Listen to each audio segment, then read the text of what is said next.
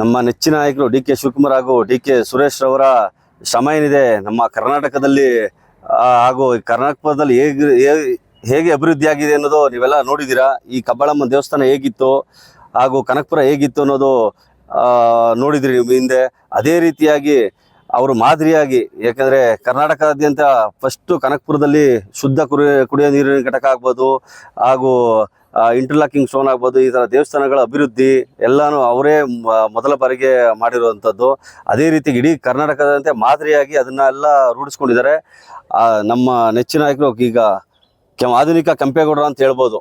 ಆ ಕೆಂಪೇಗೌಡರು ಬೆಂಗಳೂರು ಕಟ್ಟಿದ್ದಾರೆ. ಈಗಿನ ಕೆಂಪೇಗೌಡರು ಮಗ ಡಿ ಕೆ ಶಿವಕುಮಾರ್ ಅವರು ಈ ಕರ್ನಾಟಕನ ಅಭಿವೃದ್ಧಿ ಮಾಡಲಿಕ್ಕೆ ಅವರು ಹೆಚ್ಚಿನ ಶ್ರಮ, ಅವ್ರಿಗೆ ಶಕ್ತಿ ಕೊಡಲಿ, ಕಬ್ಬಾಳಮ್ಮ ತಾಯಿ, ಕೆಂಕೇರಮ್ಮ ತಾಯಿ ಹಾಗೂ ಅಜ್ಜಯ್ಯರವರ ಶಕ್ತಿ ಕೊಡಲಿ ಅಂತ ನಾವು ಕೇಳ್ಕೊಳ್ತಾ ಇದ್ದೀವಿ.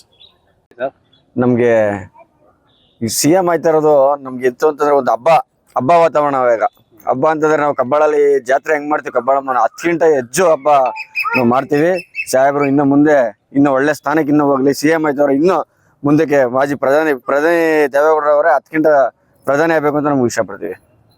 ನಿಮ್ಗೆಲ್ಲ ಯಾವ ರೀತಿ ಖುಷಿ ಇವಾಗ ನಿಮ್ ಕ್ಷೇತ್ರದ ಶಾಸಕರಾಗಿರೋದ್ರಿಂದ? ನಮ್ಗೆ ನಮ್ಮ ಕನಕಪುರ ತಾಲೂಕವರು ನಮ್ ಖುಷಿ.